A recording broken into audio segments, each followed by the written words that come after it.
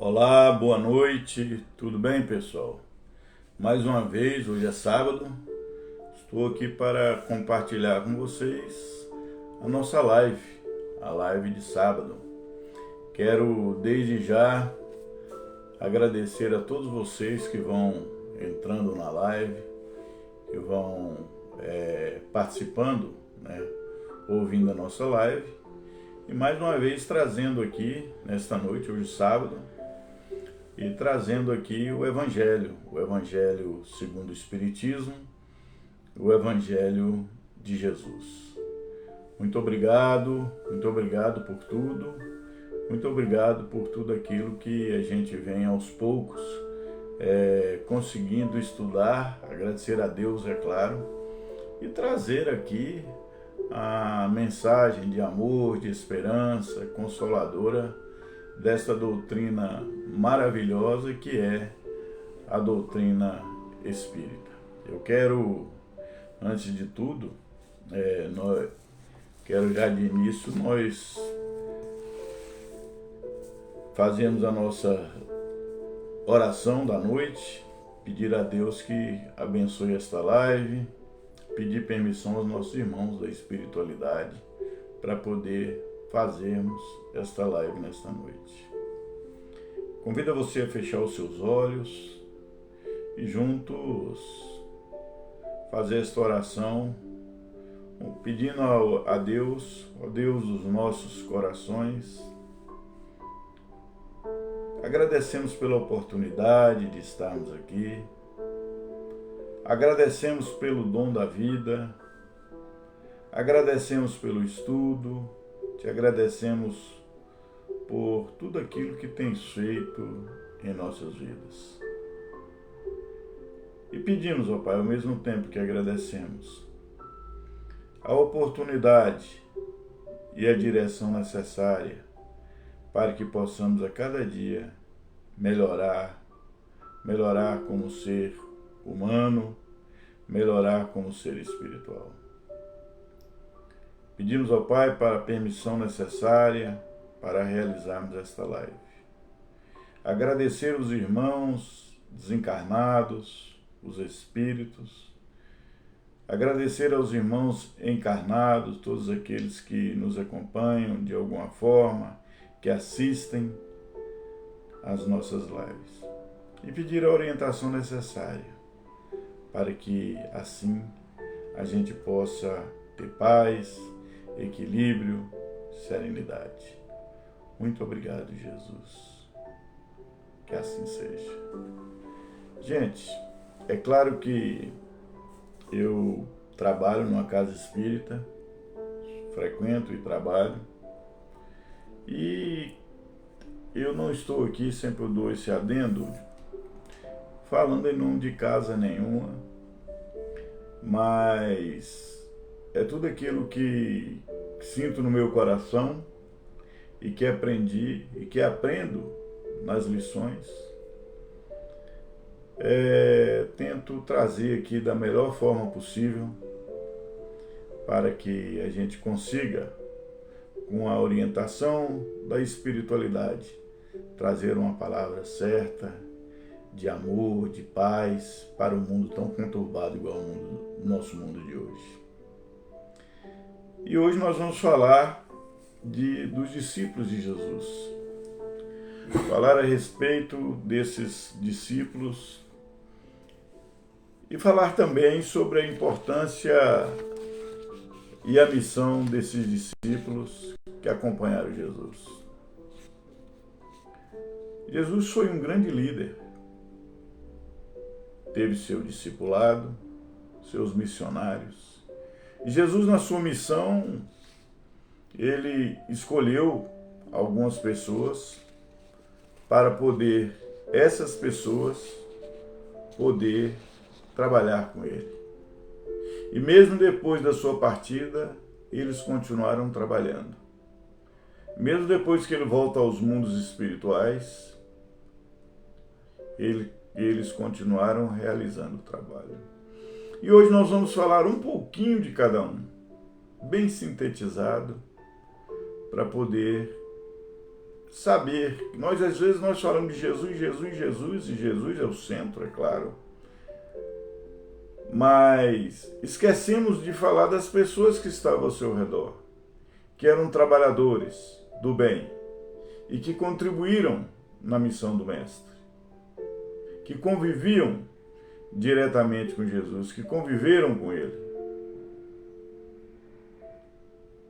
E Jesus, dentro da sua liderança missionária, de um espírito puro, conviveu também com as pessoas. E eu sempre digo que Jesus era um homem de convivência, um homem de pessoas.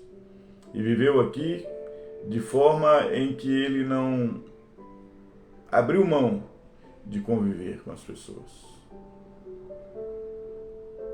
E sua missão aqui, na apresentação desse reino espiritual, na apresentação, na oportunidade às pessoas, ele,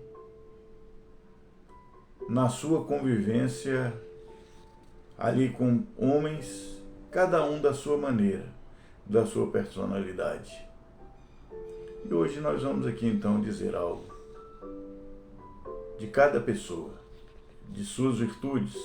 E começamos por Bartolomeu.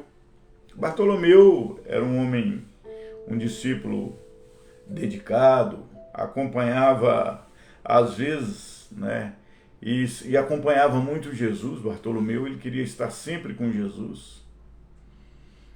E ele às vezes tinha momento de tristeza. Mas Bartolomeu, Jesus ensinou a Bartolomeu uma tarefa de meditação. Bartolomeu meditava muito. Buscava superar as suas dificuldades humanas através da oração, através da meditação. Então Bartolomeu era muito dedicado a Jesus e às pessoas. Temos Tiago. Depois de Bartolomeu, nós podemos falar de Tiago. Tiago era da Galileia, era um galileu. E tinha um espírito extremamente solidário. No livro Jesus, da editora Alta de Souza, fala bem desses discípulos. E ele diz a respeito, e essas informações da espiritualidade também, de o trabalho de Tiago, que era solidário. Tiago tinha por si só um sentimento de solidariedade. Ele era solidário, generoso e gostava de ajudar as pessoas. No meio dos discípulos, ele tinha essa vocação. Cada um de nós, gente, algumas pessoas têm várias vocações. Uns são para falar, o próprio Evangelho fala isso. Outros são para divulgação, outros são para o trabalho dentro do próprio centro, do trabalho de solidariedade, outros são mais voltados para a instrução, outros são mais na oratória. Cada um traz consigo a sua vocação, ou, como costumam dizer, o seu preceito mediúnico.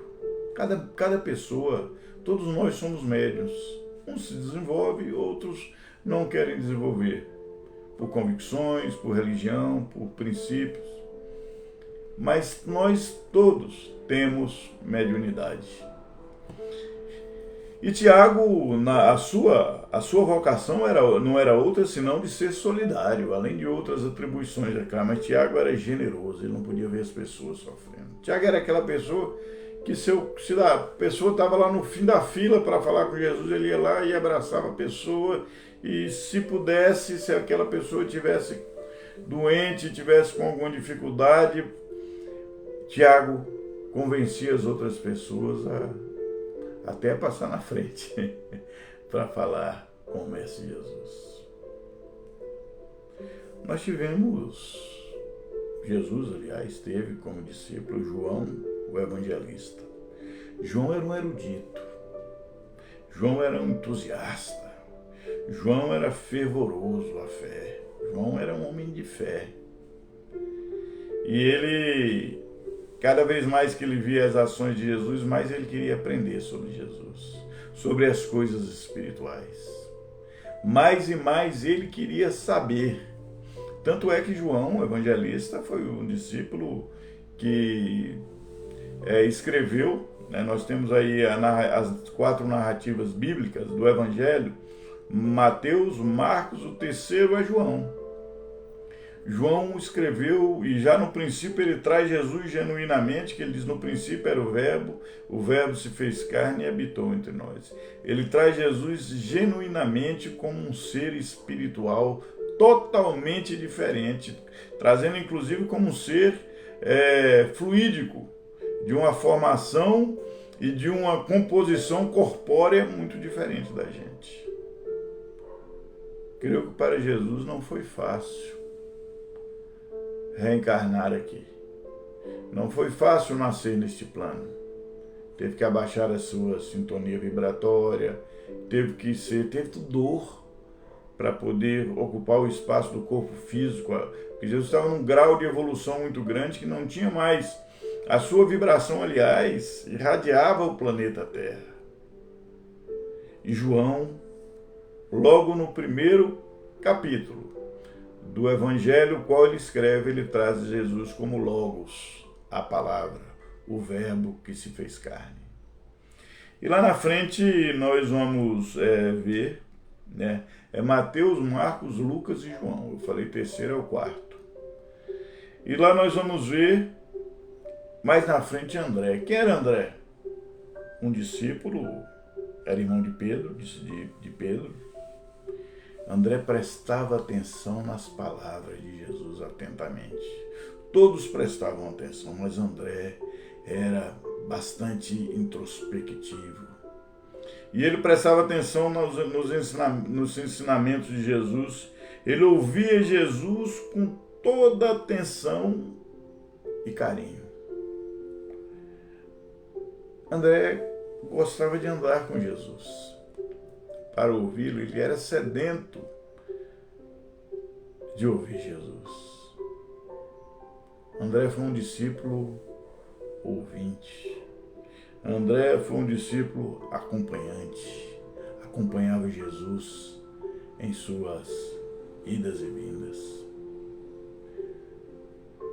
Depois de André, nós vamos falar de Mateus. Mateus, todos que conhecem a Bíblia e o Evangelho, Mateus era um publicano, cobrador de imposto. Inclusive era muito mal visto pela sociedade judaica. Era tido como traidor do povo, porque cobrava imposto do seu próprio povo para entregar um governo dominante, que era o governo romano. E Mateus, ele se ocultou um pouco, eu não sei se devido à sua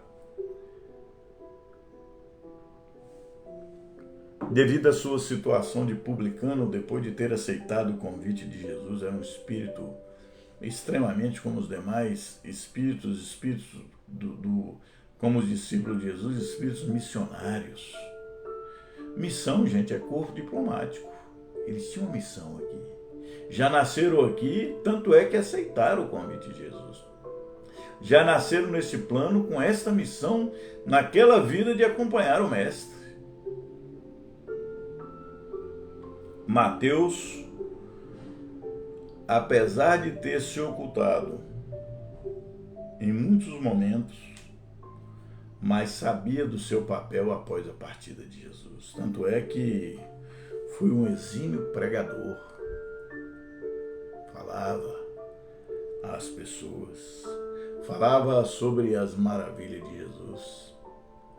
Acompanhou Jesus em toda a sua trajetória, o seu ministério, o seu sofrimento.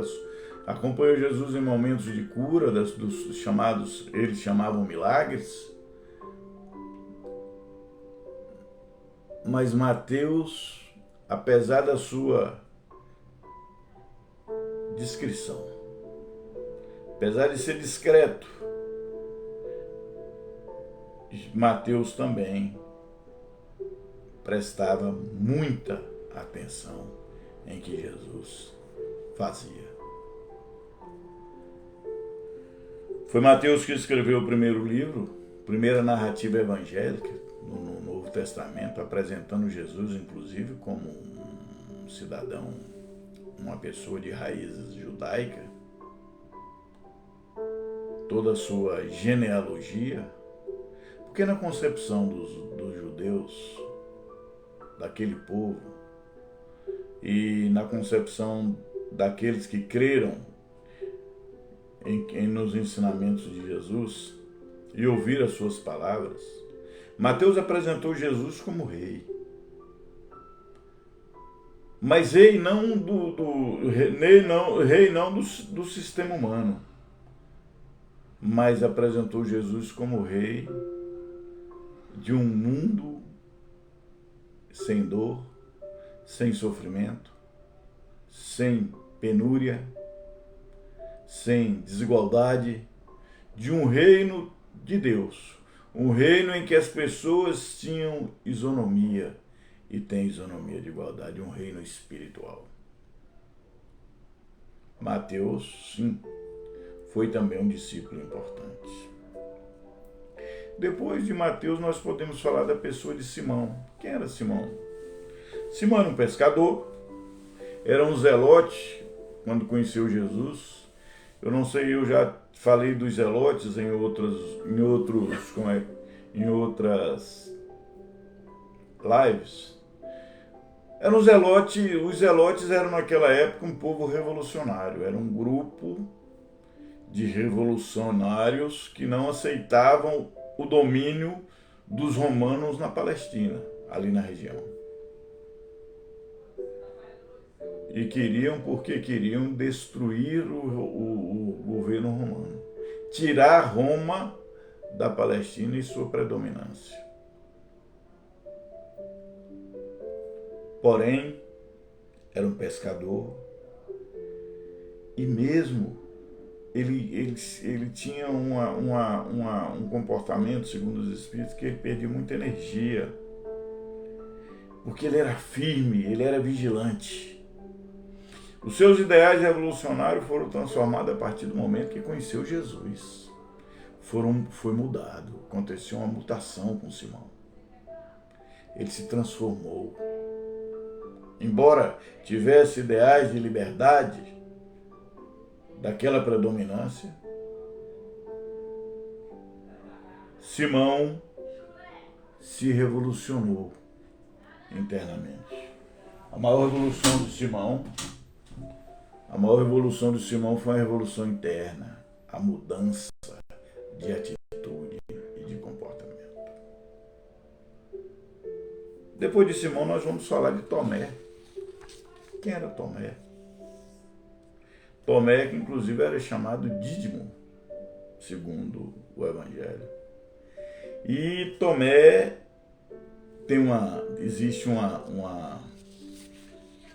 Tomé se tornou muito famoso logo que do retorno de Jesus e aquela parte em que ele disse que queria pegar nas chagas e ver, só acreditava vendo. E se transformou até hoje num adágio no meio do cristianismo. Eu sou como Tomé, só acredito vendo.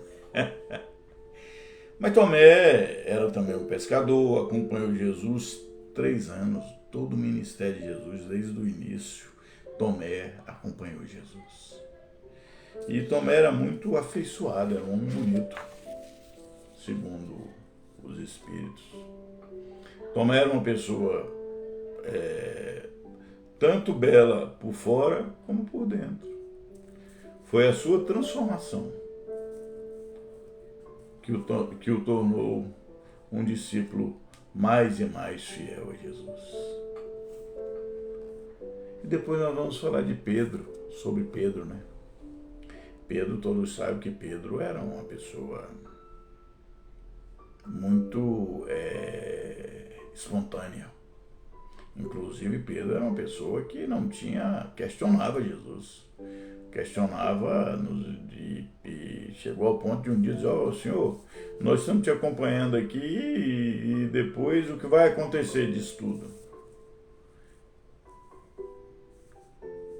Ele questionou, foi um questionador, mas foi fiel.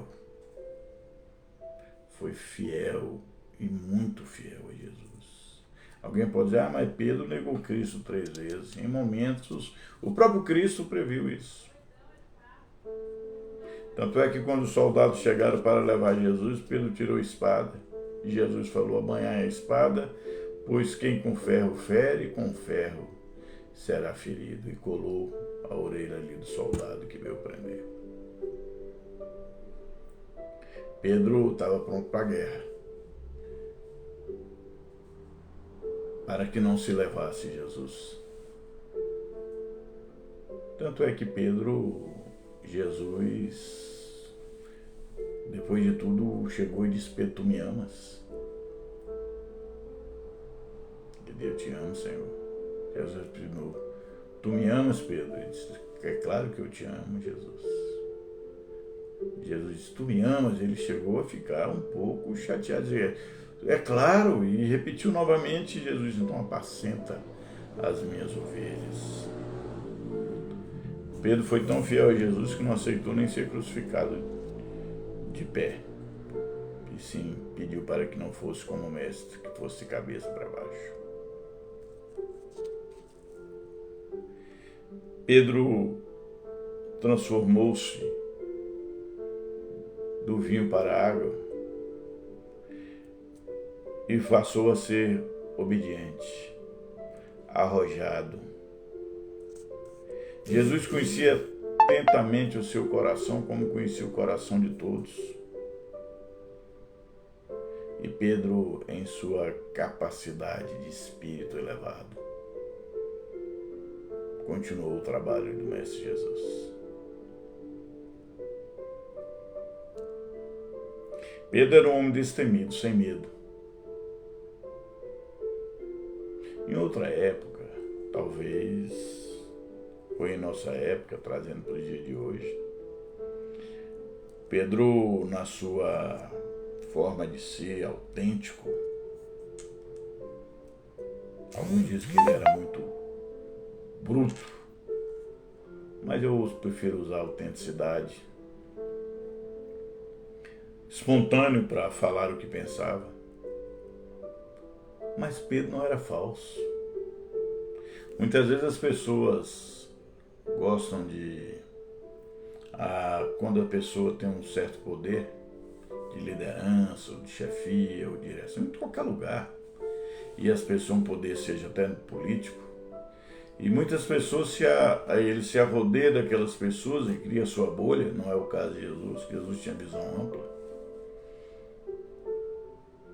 Mas, humanamente dizendo, tem muita gente que gosta de ter puxa-saco, perdão da palavra, de pessoas que ficam bajulando, que tudo que aquela pessoa faz está certo. Mas quem já não teve experiências amargas depois de pessoas que diziam que tudo estava certo e foram os primeiros a tacar pedra em você?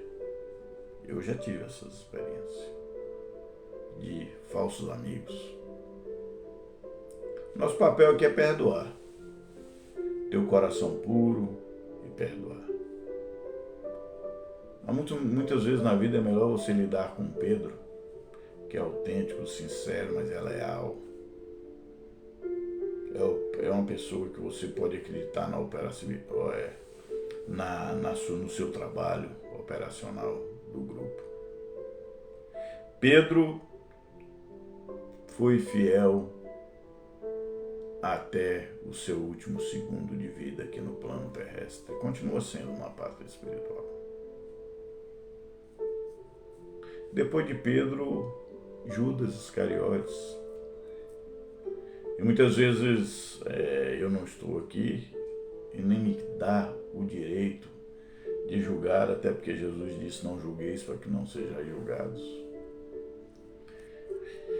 E segundo tem livros, né, da própria relação de Judas, que segundo dizem, o próprio Evangelho diz que cometeu suicídio, arrependeu-se, e o próprio Cristo foi buscá-lo na pátria espiritual, no umbral. Existem estudos que dizem que Pedro depois reencarnou como Joana d'Arc, e aí a história de Joana d'Arc também foi uma história de sofrimento, uma morte no fogo. Judas era desejoso em aprender. Ele queria aprender. Era estudioso. Era cuidadoso. Mas Judas era orgulhoso. Quantos de nós não somos orgulhosos? Eu mesmo. Cada dia que passa eu peço a Deus, quando eu oro, diminua, não deixe que eu crie dentro de mim que cresça o orgulho, a vaidade, as bobagens da vida terrena, a cobiça dos bens materiais. E Judas tinha isso, ele tinha proximidade com Jesus, ele fala mansa, ao contrário de Pedro, era extremamente útil, gentil, manso, calmo, mas era um homem frio. E no seu desejo de aprender, ele queria ser mais realista que o rei. Ele queria superar Jesus. Mesmo vendo tudo que Jesus fez, mesmo vendo tudo que Jesus fazia, convivendo com Jesus. Mas Judas não aceitava a sua vida de humilde. Teve muitas consequências para Judas, as suas atitudes. Não cabe a nós julgar Judas, nenhum de nós, porque nem o Cristo julgou. E sabe-se lá se ele não estava também cumprindo uma missão na entrega do próprio Cristo. Quem somos nós, humanamente falando, para julgar alguém? Quantas vezes não traímos alguém? Quantas vezes não traímos a nós mesmos, os nossos princípios?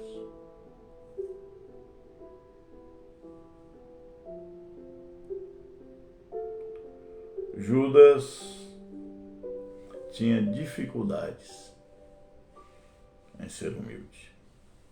Porém, depois de Judas, vem Judas Tadeu, que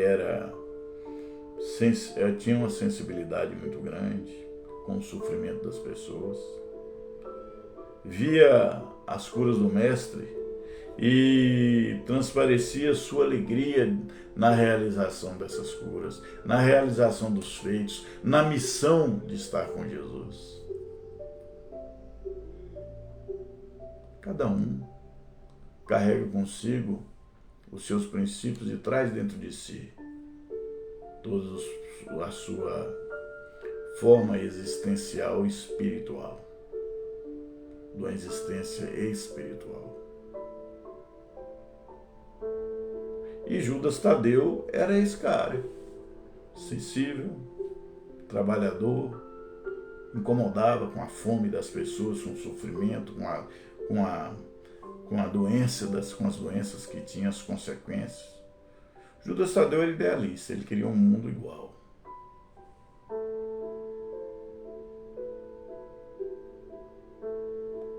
E depois de Judas Tadeu, nós vamos falar de Felipe. Quem foi Felipe? Felipe era um cara, um discípulo, um cara na nossa gíria de hoje, né?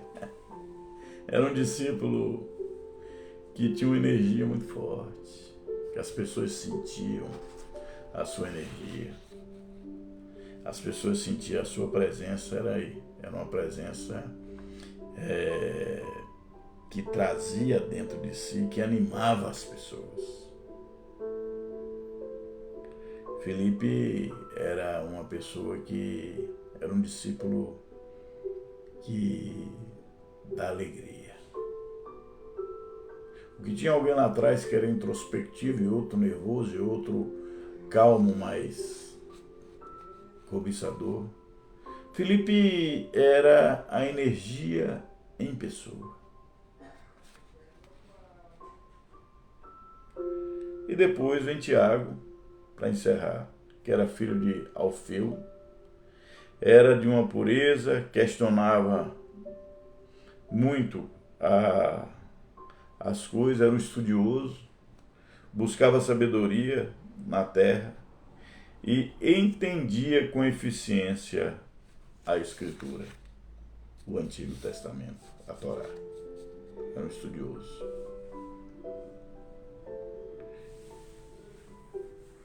Tiago gostava de ler,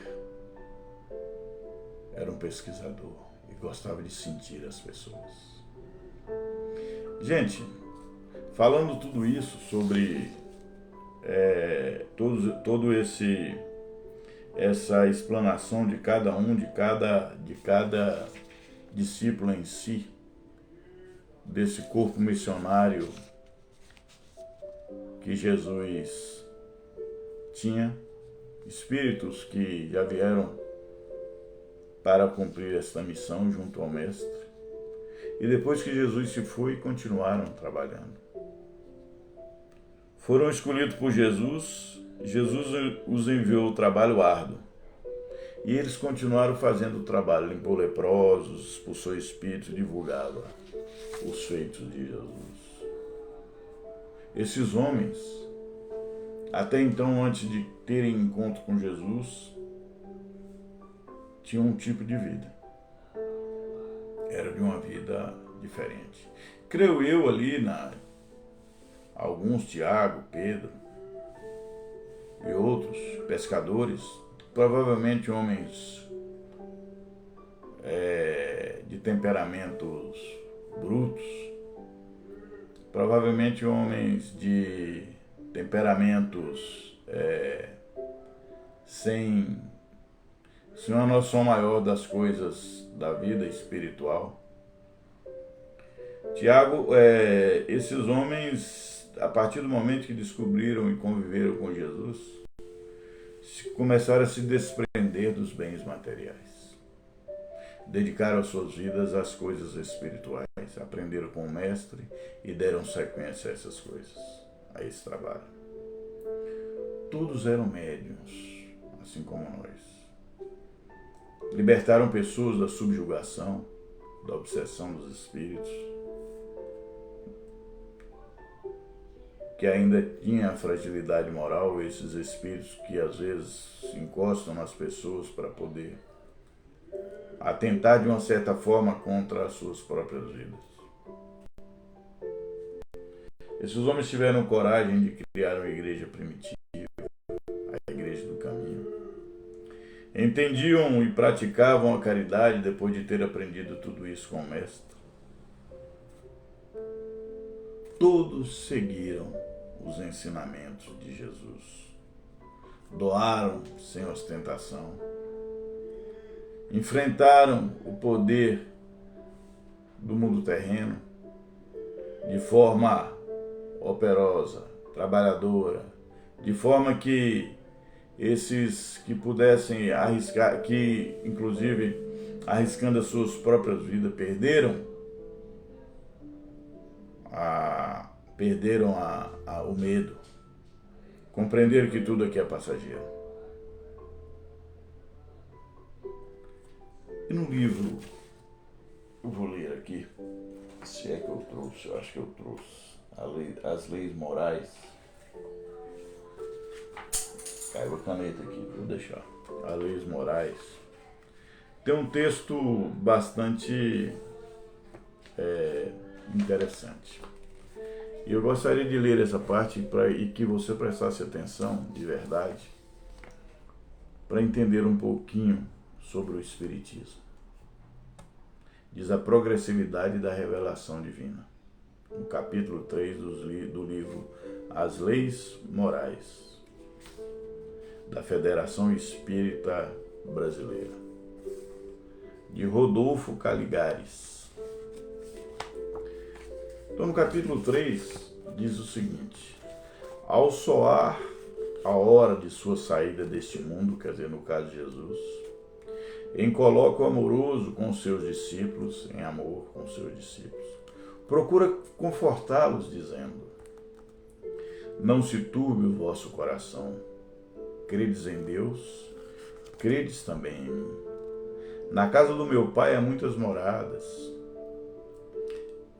e, pois, vou aparelhar-vos o lugar, depois virei outra vez e tomar-vos-ei para mim mesmo, a fim de que onde eu estiver estejais também. Se me amais, guardai os meus mandamentos, e eu rogarei ao Pai que vos envie o Espírito Consolador, para que fique eternamente convosco. O Espírito da verdade, a quem o mundo não pode receber, porque não o vê, não o conhece, vós o conhecereis, porque ele ficará convosco e estará em vós. O Consolador, que é o Espírito Santo, a quem o Pai enviará em nome de vós, ensinará todas as coisas e vos fará lembrar tudo o que tenho dito. Após essa instrução, tanto estudando a prática do amor universal, conforme o preceito que lhe dera, repete-lhes: convém que eu vá, pois, se eu não for, o Consolador não virá a vós. Mas se eu for, vô-lo enviarei, ainda tenho muito que vós tenho a dizer. Mas vós não sabeis, não o podeis suportar agora. Quando vier, porém, aquele Espírito da verdade, ele vos ensinará todas as verdades. Porque não falará de si mesmo, mas dirá tudo que tiver ouvido, e vos anunciará as coisas que estão por vir. Está no livro de João, capítulo 14, 15 e 16. Gente, está aqui as leis morais. Encerrando esta nossa live, esta nossa chama de reflexão. Jesus, ao voltar fluidicamente e conversar com seus discípulos, ele deixou a esperança até nós. E dizendo àqueles discípulos aquelas coisas, ele disse que traria a humanidade, prometendo aos discípulos, mas para a humanidade, o Espírito da verdade. Porque aqueles homens não entendiam ainda, não compreendiam de coisas ainda que não era normal para aquela época. E hoje, depois do século XIX para cá, com Kardec, que fez a codificação, escreveu o livro dos Espíritos, que esses Espíritos são os Espíritos Consoladores, os Espíritos da verdade, cumprindo a promessa de Jesus a nós, para compreender mais sobre o reino de Deus, o mundo espiritual e a nossa transformação como ser espiritual, vivendo na matéria uma experiência e assim aprendendo mais sobre todas essas coisas. Jesus disse: olha, eu vou trazer porque hoje vocês não vão entender, mas quando vier o Espírito da verdade vocês entenderão. Está aí a reencarnação, a comunicação com os Espíritos, Deus como causa primária, princípio inteligente, causa primária de todas as coisas. E nós, espíritas, respeitando todas as religiões do bem, tendo a compreensão maior das revelações do Mestre Jesus. Vou convidar você, neste momento, tomei nesse copinho aqui a água, né? Mas eu quero convidar você, aqui nesse que está o nosso copo, se não trouxe, que traga seu copo de água, para a gente fazer o encerramento, pedir aos nossos irmãos espirituais, pedir a Deus, a Jesus, nosso Mestre, para que a gente possa, nesta oração, fluidificar essas águas para trazer o remédio espiritual. Quando André Luiz retornou à terra, que ele viu a sua esposa com outro, ele teve uma reação e um choque humano, de ciúme, de desespero. Ele não aceitou aquela... E aquele homem estava doente. No filme Nosso Lar, André Luiz vai lá e depois, compreendendo que tudo aqui é transitório, e ele já não estava encarnado mais, ele já tinha voltado ao mundo espiritual, ele mesmo fluidifica a água e traz um remédio para a cura daquele homem. E assim nós aqui vamos pedir então a esses irmãos que possa também trazer esse remédio. Pai querido, nós queremos agradecer neste momento por esta live, pela oportunidade que tivemos de fazê-la e ainda estamos fazendo. Queremos agradecer ao Pai por esta cidade de Lusiânia, Goiás. Queremos agradecer ao Pai por esta comunidade. Queremos agradecer ao Pai pelos nossos amigos, pelos nossos adversários, que nos faz refletir dos nossos próprios defeitos. Queremos agradecer pelo Evangelho, pelo estudo, por esta música, sintonia espiritual. Agradecer por tudo aquilo que tens feito em nossa vida. Pela minha família, pelos meus amigos, amigas, pelo dia a dia, pelo local de trabalho, pelo local de estudo, pela nossa comunidade espírita. Mas também, ó Pai, queremos pedir por todos os templos religiosos, porque Deus é um só. Queremos pedir por todas as pessoas nos presídios que estão presas, pedir pelas pessoas que estão passando necessidade nesse momento, para que elas possam conseguir, ó Pai, o alimento material, pelos desempregados, ó Pai, que possam, nesta próxima semana, conseguir o seu trabalho, a sustentação de sua família. Por aqueles que estão doentes, que possam receber a cura. Pedirem a paz neste plano terrestre, neste mundo, ó Pai. Orienta a cabeça e o coração dos nossos governantes.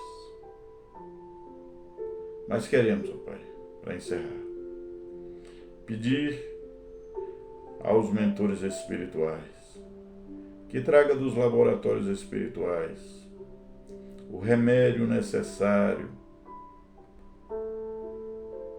para a cura dos males, qual temos. E assim, ó Pai, damos por encerrada esta live. Muito obrigado, Jesus. Que assim seja.